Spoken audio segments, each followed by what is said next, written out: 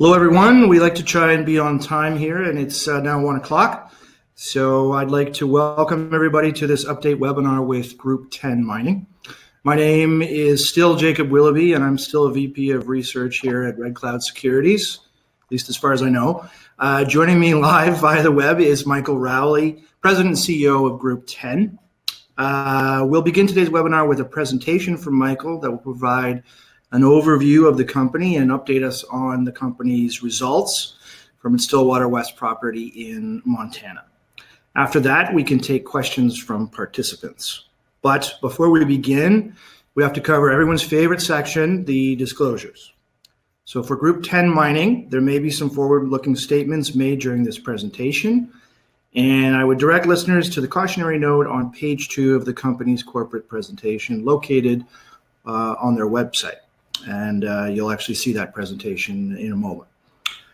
For Red Cloud Securities, please see the full disclaimer and disclosures on our website. And I would highlight that this webinar is for information purposes only, should not be considered a solicitation to purchase or sell securities or a recommendation to buy or sell securities. Also, we note that this call does not take into account the particular situation or needs of individual investors. Participants should rely on their own investigations and seek their own professional advice before investment. Red Cloud's specific disclosures related to Group 10 are the following. In the past 12 months, Red Cloud Securities has been retained under a service or advisory agreement by Group 10. Also, Red Cloud Securities or a member of the Red Cloud Securities team or household has a long position in the shares and or options of Group 10. Finally, with that said, I'd like to introduce you to Michael Rowley, who will now update us and tell us all about Group 10 Mining. Thank you, Jacob. Lovely shot of a drill turning in Montana just a couple of months ago. Glad to be here, and we'll quickly give an overview of the company and then move to this year's results, which is the first of several news releases to release our drill results and developing block models at 5 priority target areas. This first slide presents an overview of the company.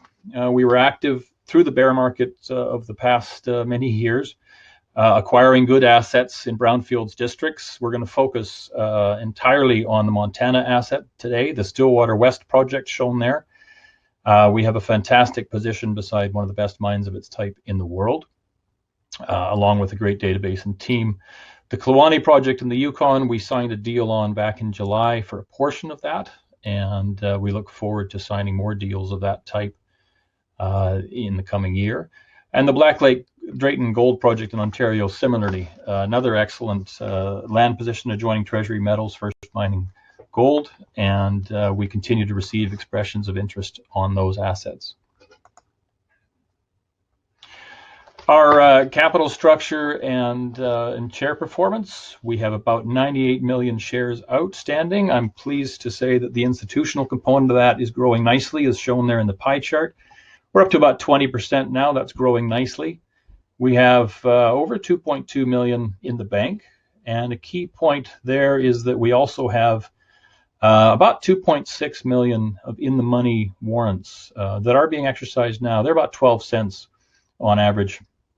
They're 12 and 16 cents. The average is about 13 cents.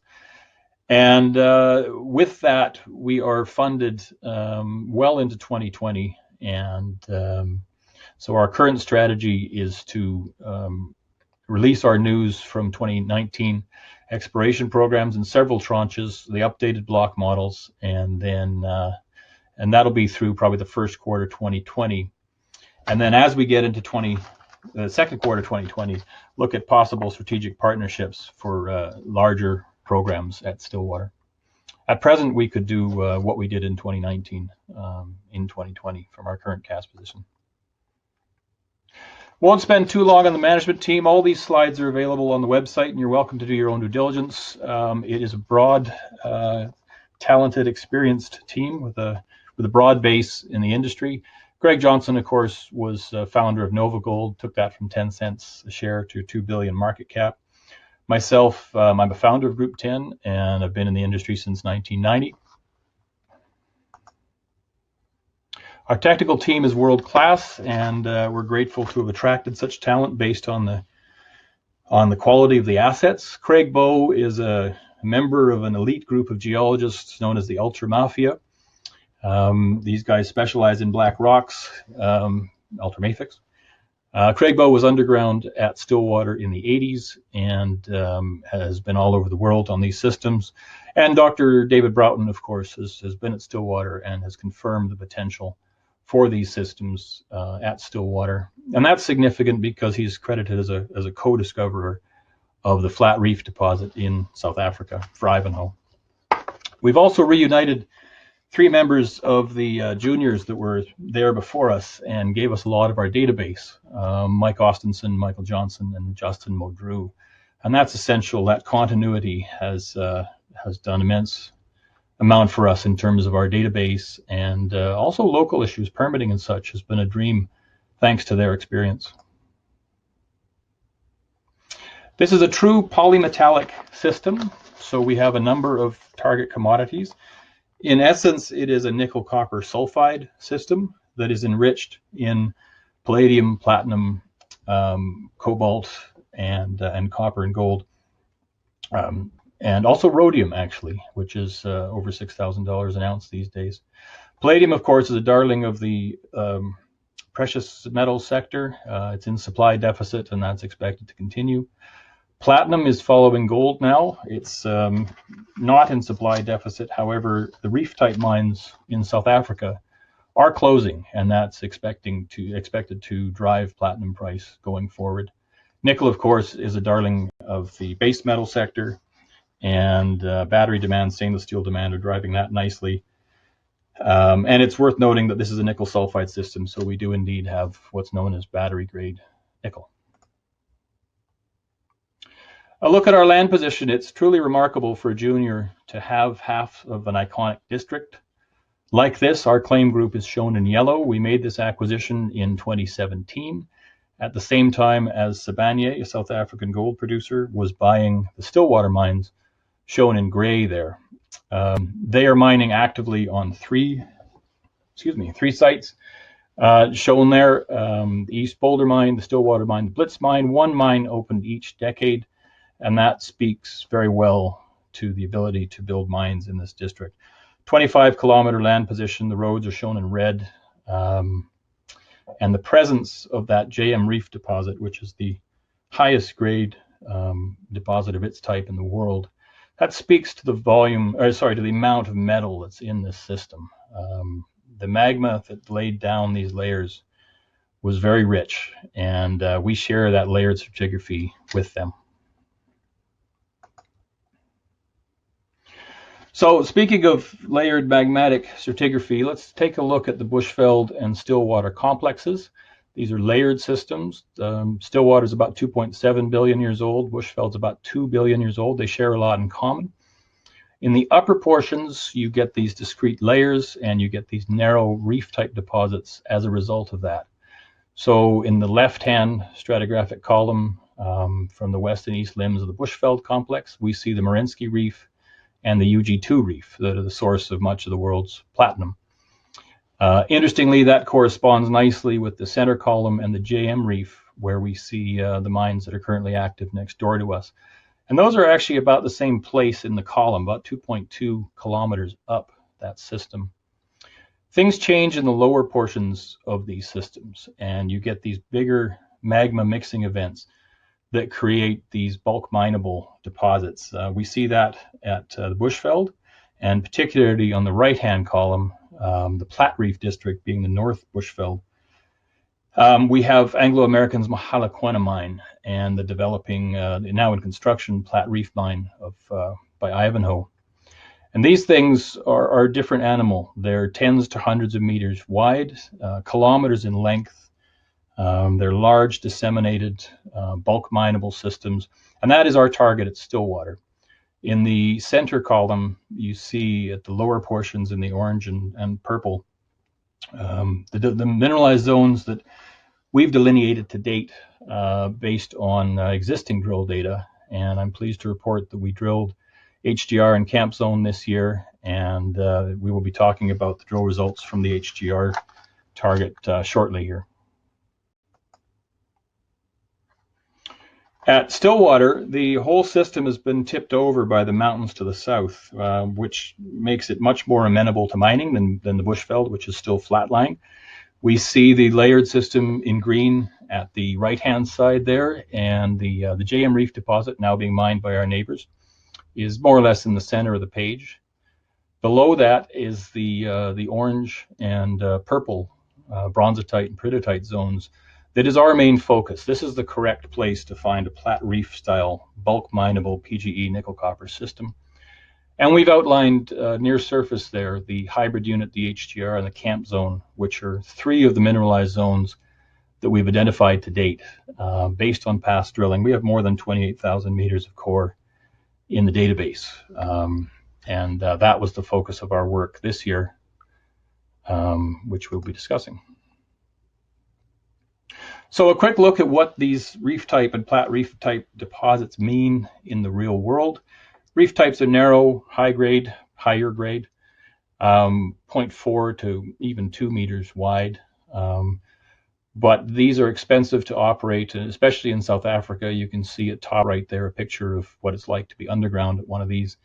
They're deep, they're hot, they're dangerous, and generally they're underfunded and closing, and that's expected to drive platinum price in the coming year or two.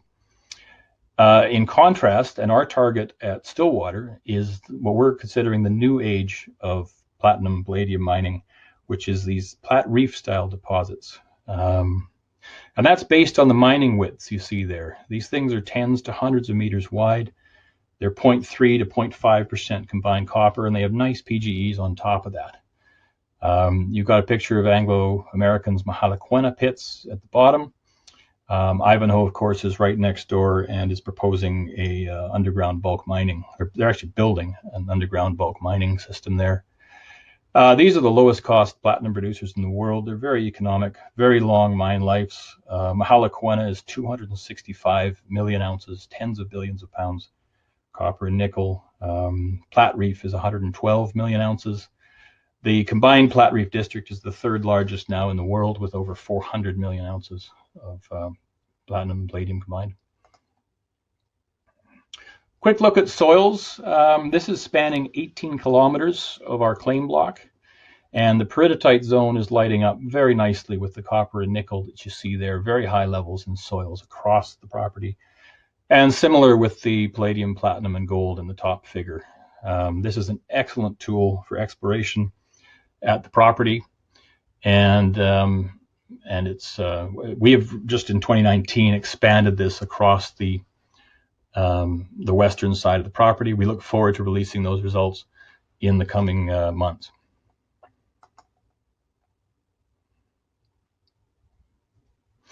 This slide is important. It presents a summary of our work consolidating the database to date. It's a terrific database. We have arrived at 6 high-grade reef type targets shown in red there. These are the systems that these layered ultramafic systems are known for, narrow, higher grade systems. And our main target are those blue ellipses with the bulk tonnage Platte Reef style systems. We have 8 of those as shown across the lower portion of the main claim block there. And these are defined by geophysics, soils, and drill data to date. The purple on this map is conductance, so this is the most highly conductive areas. And it's worth noting that the very best conductors have not been systematically tested. You've also got highlight drill results shown there, and these are confirming for us that these run copper nickel sulfide mineralization. I'm going to zoom in on the 5 most advanced target areas. So similar to the previous figure, but zooming in. These are the areas where that drill database that we have, more than 200 holes and 28,000 meters of core, where these define, they have enough continuity and density to define mineralized zones. So these are the beginnings of resources. A lot of these holes were drilled in the 60s and 70s. Some of them don't have complete PGE data. Some of the ones from 2008 don't have base metal data. So it's been our job to bring these together and move these along towards formal mineral resources. This year we did work at all 5 of these zones, and in particular at Camp Zone and Iron Mountain, we drilled ourselves at both of those target areas. Iron Mountain HDR at bottom right, 21 drill holes define an 850 meter strike length over an area about 400 meters wide. That's to a depth of 200 meters with an average mineralized width of 95 meters. So this is getting substantial, and this is something we can build on. We drilled at HDR and Camp Zone in 2019, and this table begins to present results from that. The results are fantastic. They confirm and expand the known mineralization. We've demonstrated the presence of a significant Platte Reef style bulk tonnage system at HDR, and these include some of the very best holes ever drilled in Stillwater District, and perhaps even globally in recent memory. Certainly on a grade thickness basis. So why are these remarkable? It's widths and it's grades. The amount of mineralization in the system is truly impressive. In terms of grades, it's important to know that we've applied a process here, effectively simulating a mining process. We've applied a cutoff grade of 0.5 grams per ton platinum equivalent, and then 1, 1.5, and 2 in order to arrive at these intercepts shown here. And similarly with width, we've been very careful to winnow this down to widths that are potentially mineable. And we're seeing the tens to hundreds of meters in thickness, and the grades 1.2 to 4.9 grams per ton platinum equivalent that are appropriate for our target. And in a nickel equivalent basis, 0.26 nickel to 1% nickel. Grade thickness is a measure of the metal content of the rock, and it's simply grade times width. So for example, 25 grams per ton over 1 meter would be 25 meters grade thickness, and 1 gram per ton over 25 meters would be same 25 gram meters. These results are truly impressive. Our neighbor, for example, is running about 34 gram meters. We've got up to 517 here. So the amount of mineralization in the system is truly impressive. So let's take a mining scenario here and assume we're bulk mining, and we apply a 0.5 gram per ton platinum equivalent cutoff grade. And take hole 3, for example, we would have 273 meters at 1.9 gram per ton platinum equivalent. That's a remarkable intercept. If that was gold, I think our price would be going crazy, frankly. In a nickel equivalent basis, that's 272 meters at 0.42% nickel. And for those that prefer to think in copper equivalent, that's 272 meters at 0.84 copper. So this is over 1/4 of a kilometer at 0.84% copper. These are remarkable mineral tenors. If we go to more of a selective mining cutoff grade of 1.5 gram per ton platinum equivalent, that interval becomes 141 meters at 2.59 grams per ton platinum equivalent, or 0.42% nickel equivalent, and 0.84 copper. So how does this look in a cross section? Our holes are presented here over drilling by Amex in the 1960s, 1970s. Those are the 355 series holes. And then the 2002 era holes are shown at the top right by our predecessors, the juniors that were there before us. We drilled a hole down the center of the page, and we drilled the 2 shown to the left.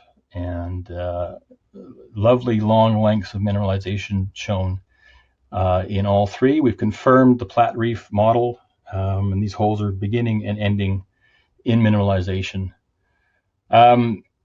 Worth noting the center of that hole 3, the angle hole at left there, where we've got a 27-meter intercept at the center of it there that's running 1.19 grams 3E and 0.34% nickel. That makes a nice higher grade portion in the center of that. We're also seeing reef type higher grade intervals on the way down. We've included those in our summary intervals, and you can see those shown as well in the red bars. We're seeing multi-gram intercepts within those broader intervals.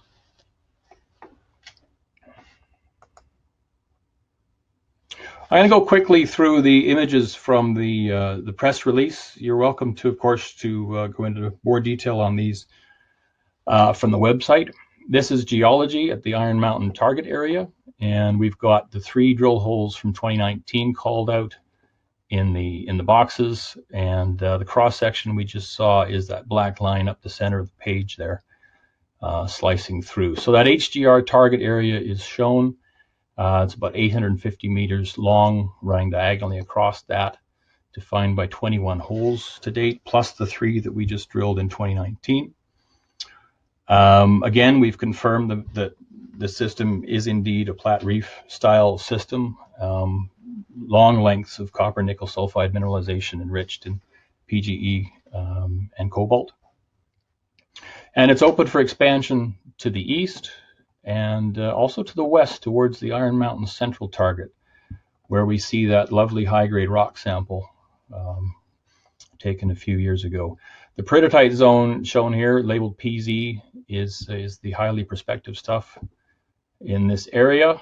I'll move to geophysics, and we see a conductive high to the east of that HDR cross-section that remains untested and open for expansion. That's a priority target for follow-up in 2020 and in subsequent years. Soil chemistry, showing platinum, palladium, and gold. And again, we've got some spectacular high levels lighting up, and many of them untested. It's worth noting that some of these are our earlier stage targets that we've advanced in 2018 and 2019 with ground geology programs, and we look forward to expanding those further in the coming years.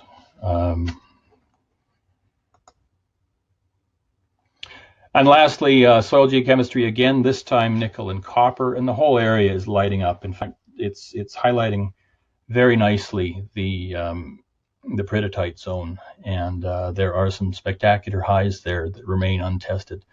So there's a lot of room for expansion on this. We really have just scraped the surface in terms of potential. All of our 5 target zones are open for expansion, and we look forward to reporting more on that.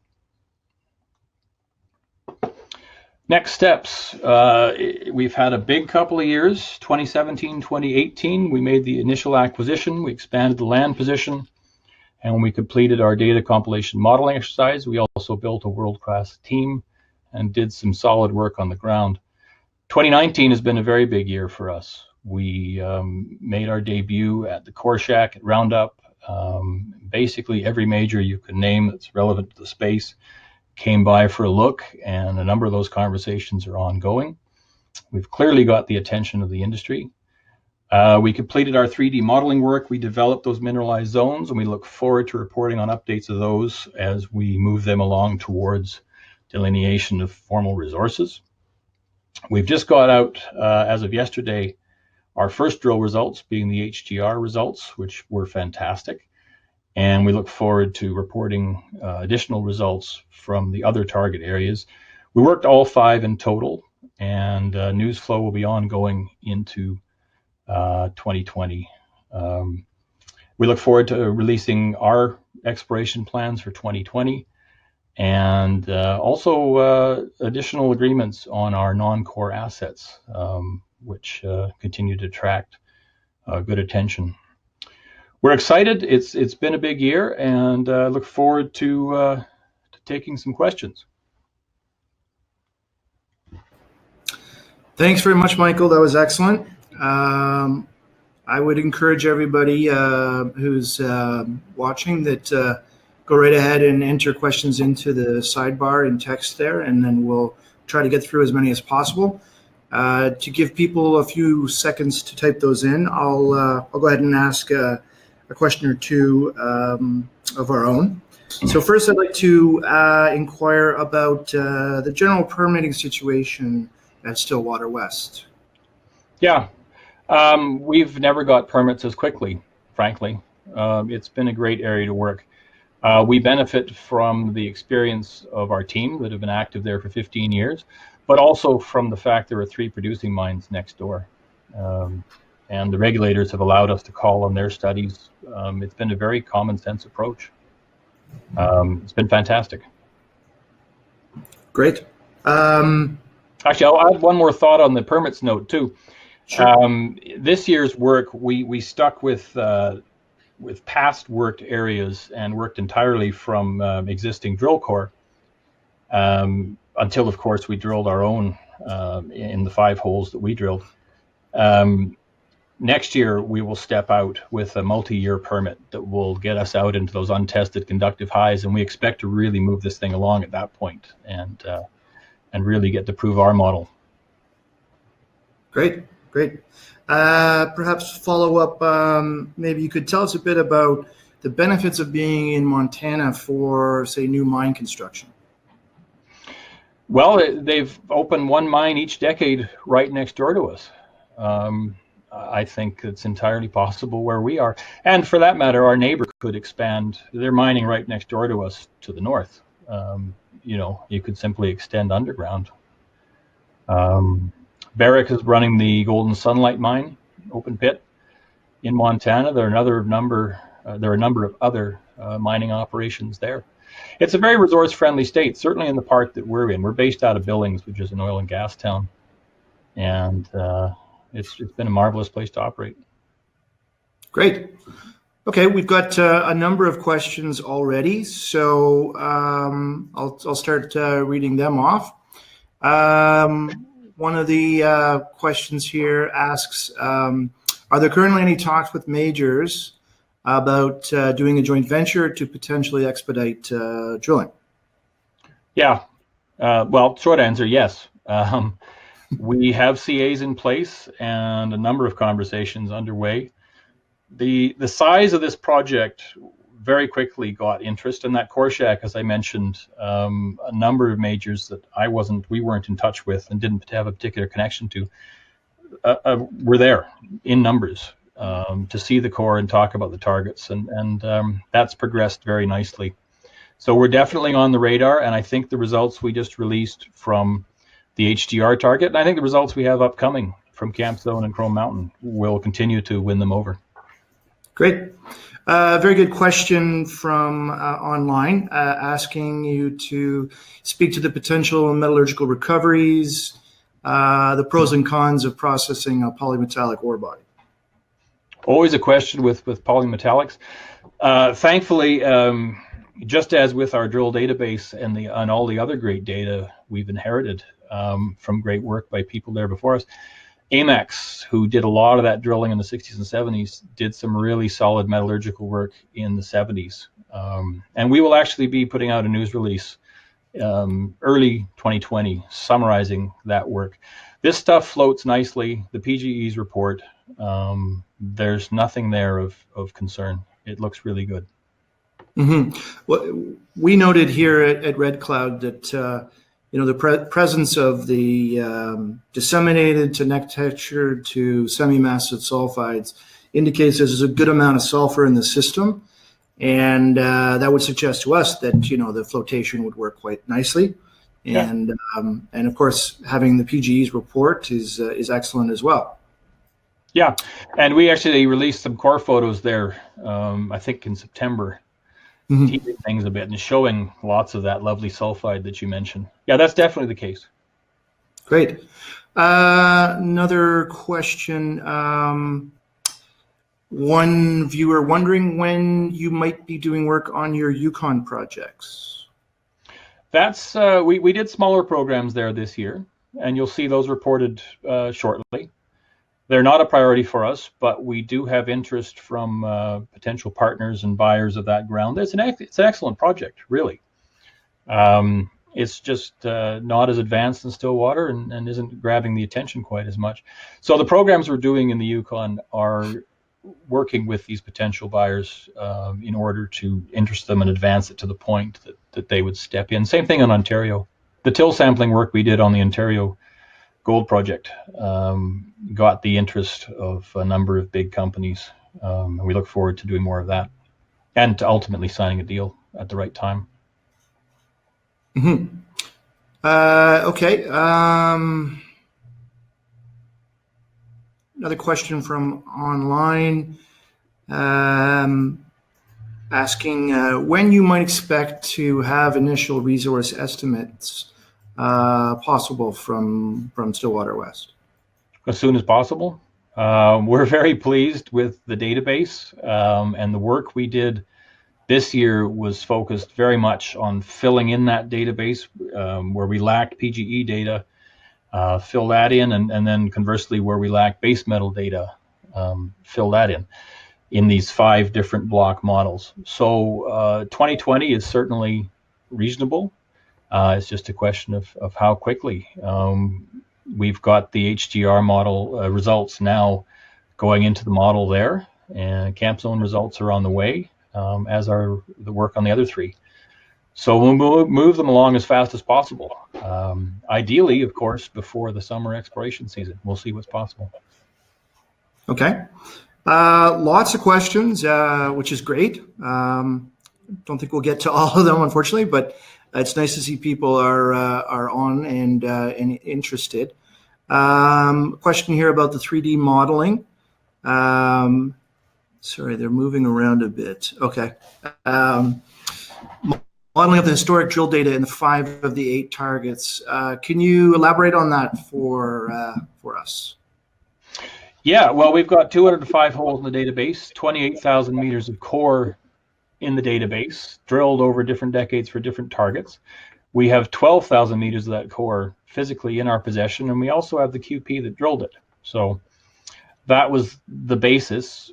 From there, we simply modeled it and looked for where it was holding together with enough continuity and density of holes to let us work up mineralized zones. So those 5 areas stood out in the block models. You saw that nice summary slide between 6 and 21 holes, depending on the area. They hold together very nicely, and can't comment on what we see there in terms of numbers, but it's significant, and it would make a very nice debut. I think it would substantially revalue the company, and it would be a starting point to build on. This thing is enormous, and those zones are all open for expansion. That's a key point about Stillwater, is that we're working from existing drill core to date, with the exception of what we drilled in 2019, of course, which we're just adding now to those models. So that should move along very nicely, and we're very excited about the potential there. This thing, it looks like 8 Platte Reef systems, right? I mean, it's got scale. Great. Question from online asking about the land ownership and whether or not you're permitted to drill all over the entire property. Could you elaborate on that? Land ownership, just a straight question. They're claims held under the U.S. system. They renew every year. There's a fee attached to that. Historically, this ground was owned by a couple of different majors, AMAX, Anaconda, others. Stillwater owned it up until the 1990s. They didn't do that much with it. They were focused on JM Reef. They dropped it under duress, and when the staking laws changed in the mid-1990s, the juniors came in and did great work and it gave us a lot of our database at that point. It parallels the developments at the Platte Reef, actually, where the majors dropped ground in the 1990s and juniors like Ivanhoe came in and applied this new thinking and went deep and ultimately developed these terrific mines that are among the longest lived and most profitable. That process basically stopped at Stillwater. It was interrupted. So we're in the rare position of being able to pick that up and run with it. The second part of that question was? Oh, are you permitted to drill anywhere on the Stillwater West property? We will be announcing very shortly permit status. We expect to very quickly have a multi-year permit on a large number of pads that will let us really open this thing up. We're very excited about that. So is this public or private lands? These are BLM lands, Bureau of Land Management, so they're federal. Yeah. Conventional mineral claims in the U.S. Mm-hmm.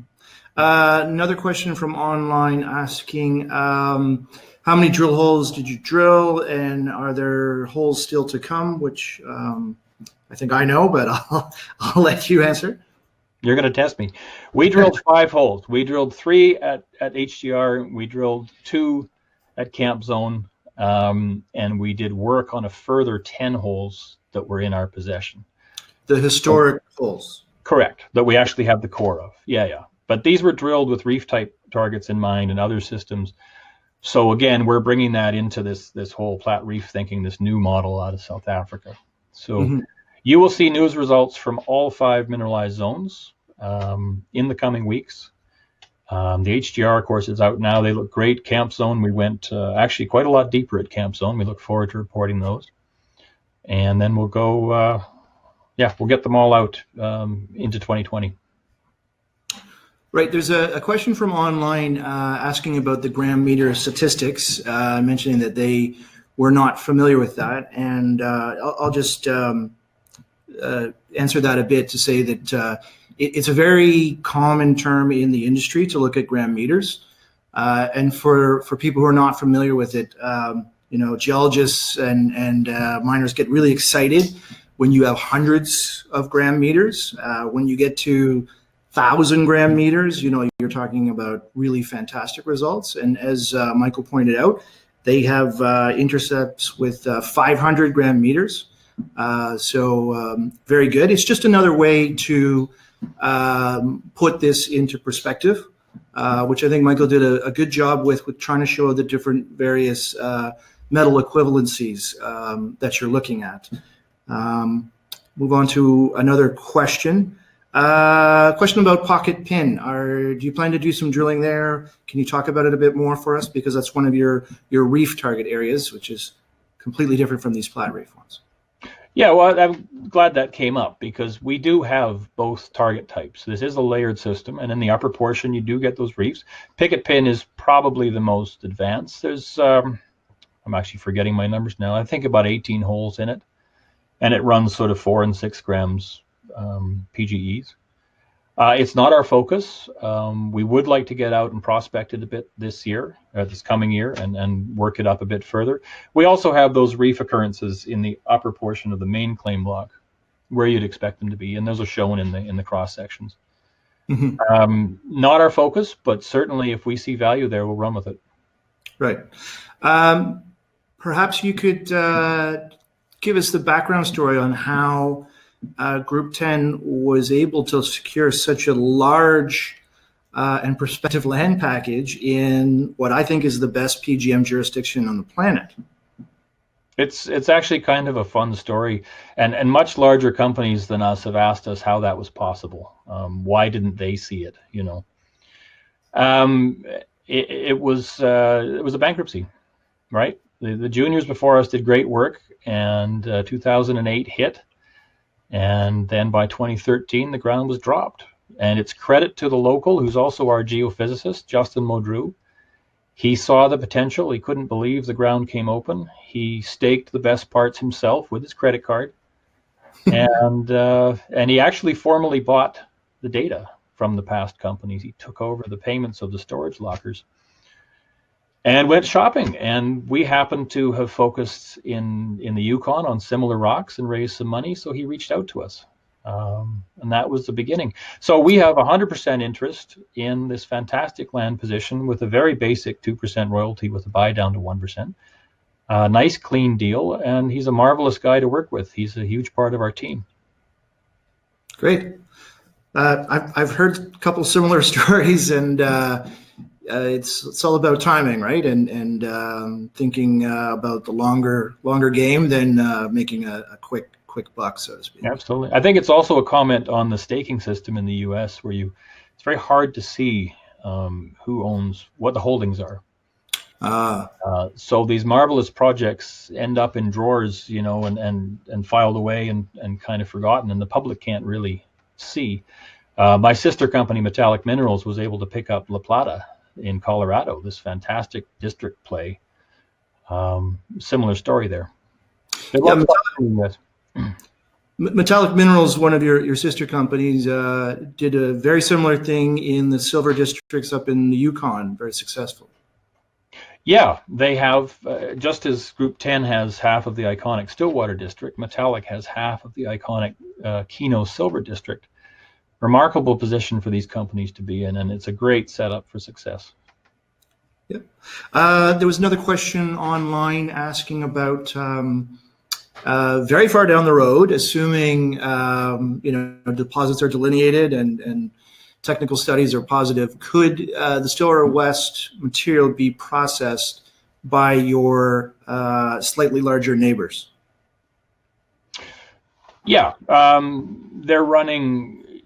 they're still a copper nickel sulfide deposit. It doesn't get talked about widely. They're very rich in PGEs, and they're very low. I think they're 0.04% nickel and 0.02 copper. But the basic juice is the same. So in broad terms, that potential exists. They concentrate in a first step underground at 2 sites, and then they run these very lovely gray trucks right past our core shack up to Columbus, Montana, where they upgrade further in this fantastic complex there.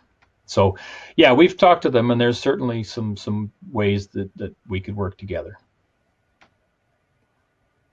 There's a question online asking again about your neighbor and sort of why they didn't pick up this ground or didn't keep this ground.